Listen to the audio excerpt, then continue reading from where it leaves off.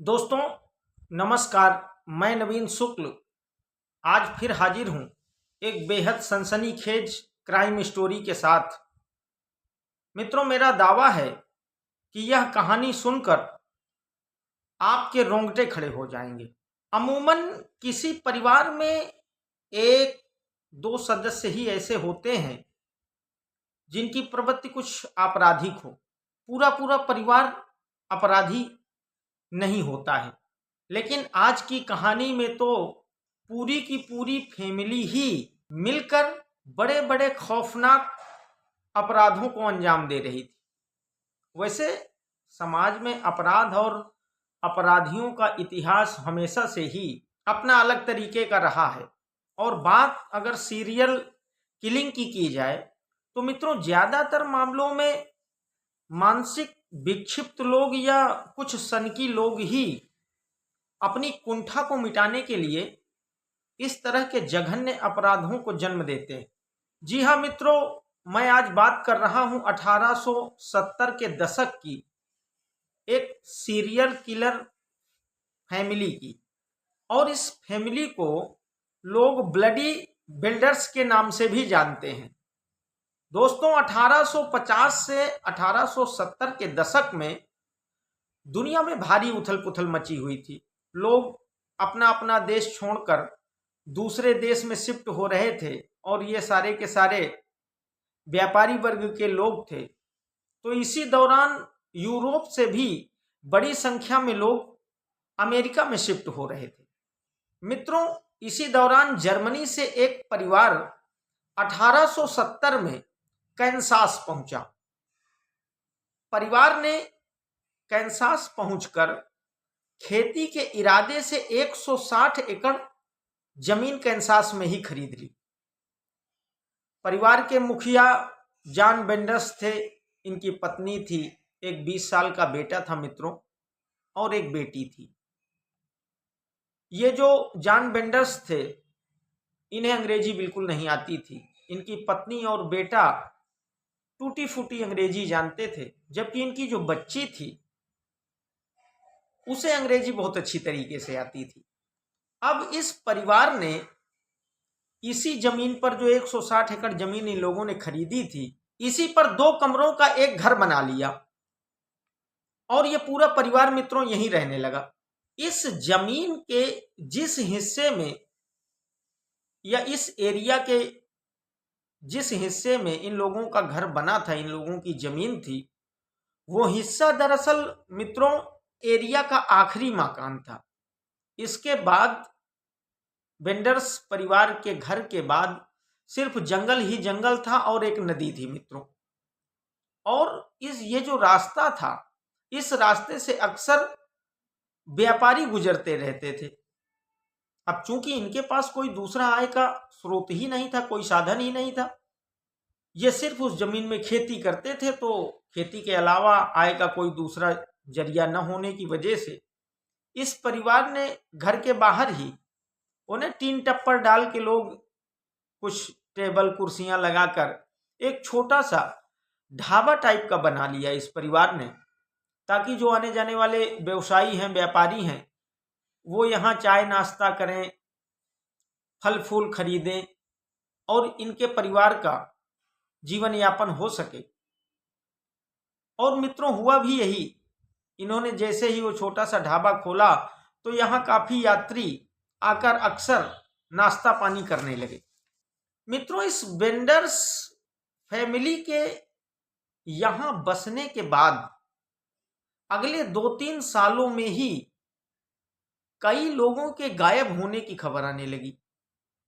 अब ये बड़ी चिंताजनक खबर थी कि अचानक लोग इस रास्ते से गुजर रहे होते हैं और गायब हो जाते हैं। लेकिन किसी का भी ध्यान इस बेंडर्स फैमिली की तरफ नहीं गया, क्योंकि ये जो फैमिली थी, ये अपने आप को पूरी तरीके से धार्मिक दर्शाती थी। पूजा पाठ और दुनिया का तंत्र मंत्र, इस तरीके के, मतलब ये लोग पूरे मोहल्ले में, इनकी जो छवि थी वो एक धार्मिक परिवार की तरीके की थी। और पड़ोसियों से तो यहाँ तक पता चला कि इनकी पत्नी अक्सर कई आत्माओं से भी बातचीत किया करती थी। तो इस तरीके का परिवार होने की वजह से मित्रों कई घटनाओं के बावजूद इस फैमिली की तरफ किसी का दिमाग नहीं गया। इसके बाद 1873 में कैंसस के सीनेटर मिस्टर यार्क और यूएस मिलिट्री के कर्नल अलेक्जेंडर एम यार्क के भाई डॉक्टर विलियम यार्क गायब हो गए। चूंकि मित्रों यार्क परिवार यूएस का बेहद रसूखदार परिवार था और उस परिवार के किसी व्यक्ति का ऐसे गायब हो जाना तो हलचल मच गई। बहुत सघन जांच पड़ताल शुरू हुई और जब जांच पड़ताल शुरू हुई तो मित्रों ये पता चला कि आखिरी बार उन्हें इसी बेंडर्स फैमिली के ढाबे में देखा गया था। अब मित्रों तलाश और ज्यादा सघन कर दी गई। अब इस परिवार से पूछताछ की गई तो इन्होंने भी बताया कि वो यहां आए थे, लेकिन यहां से आगे कहां चले गए उन्हें कोई जानकारी नहीं है। इधर मित्र कर्नल यार्क को इस परिवार पर पूरी तरीके से शक हो गया और उन्होंने पड़ोसियों से जानकारी जुटानी चाहिए तो इन लोगों के कुछ अजीब व्यवहार की बात सामने आई। अब शक की बिना पर जब दोबारा प्रशासन द्वारा इस परिवार से पूछताछ की गई तो मित्रों मां और बेटी के बयानों में जमीन आसमान का अंतर मिला। अब बेंडर्स फैमिली की पूरी सच्चाई जानने के लिए कर्नल यार्क ने अपने साथियों को आदेश दिया और खुद कागजी कार्रवाई के लिए वहां से चले गए। इस पूरी प्रक्रिया में जो कागजी कार्रवाई करनी थी, इस परिवार के बारे में सारी जानकारियां जुटानी थी, इसमें कर्नल साहब को लगभग मित्रों 1 हफ्ते का वक्त लग गया। और चूक कर्नल साहब से यहां हुई कि उन्होंने इस परिवार की देखरेख के लिए, इन पर नजर रखने के लिए कोई बंदोबस्त नहीं किया। अब 1 हफ्ते बाद जब कर्नल साहब अपनी टीम के साथ बेंडर्स फैमिली को गिरफ्तार करने के लिए उनके घर पहुंचे तो पता चला कि परिवार तो 2-3 दिनों से लापता है और बिना किसी सूचना के, बिना किसी जानकारी दिए हुए ये लोग फरार चल रहे हैं, गायब हैं। अब मित्रों प्रशासन क्या कर सकता था? लोग तो गायब थे, सिर्फ वो घर ही था। तो अब छानबीन के इरादे से कर्नल साहब और उनकी टीम जब इस परिवार के घर में घुसी तो उन्हें वहां से इंसानी मांस के सड़ने की बहुत जबरदस्त बदबू आने लगी। जैसे ही घर को खोला गया और अंदर मित्रों घर के जगह जगह पर खून के छींटे पड़े हुए थे, चारों तरफ खून फैला हुआ था, जो इन लोगों के शक को और पुख्ता कर रहा था। दोस्तों इस घर में एक और गुप्त कमरा मिला प्रशासन की टीम को, जिसमें ये लोग कत्ल को अंजाम दिया करते थे। मित्रों इन लोगों ने घर के बाहर कई सारे सेब के पेड़ लगा रखे थे। इन्हीं सेब के पेड़ में से एक पेड़ के नीचे कर्नल साहब की नजर गई तो कर्नल साहब को लगा कि जैसे इस पेड़ के नीचे की मिट्टी अभी हाल ही में कहीं खोदी गई हो। तो कर्नल साहब को शक हो गया और उन्होंने सभी पेड़ों के नीचे की मिट्टी खोदने का आदेश दे दिया। खैर अब कर्नल साहब का आदेश था तो सभी पेड़ों की मिट्टी खोदी जाने लगी और इन पेड़ों की खुदाई में कर्नल साहब के भाई के अलावा 11 और लोगों की लाशें मिली।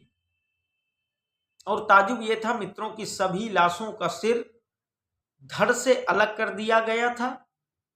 सिर्फ एक बच्ची थी जिसके धड़ से सर लगा हुआ मिला, जिसकी पूरी लाश मिली और जांच में यह पता चला कि उस बच्ची को जिंदा ही दफन कर दिया गया था।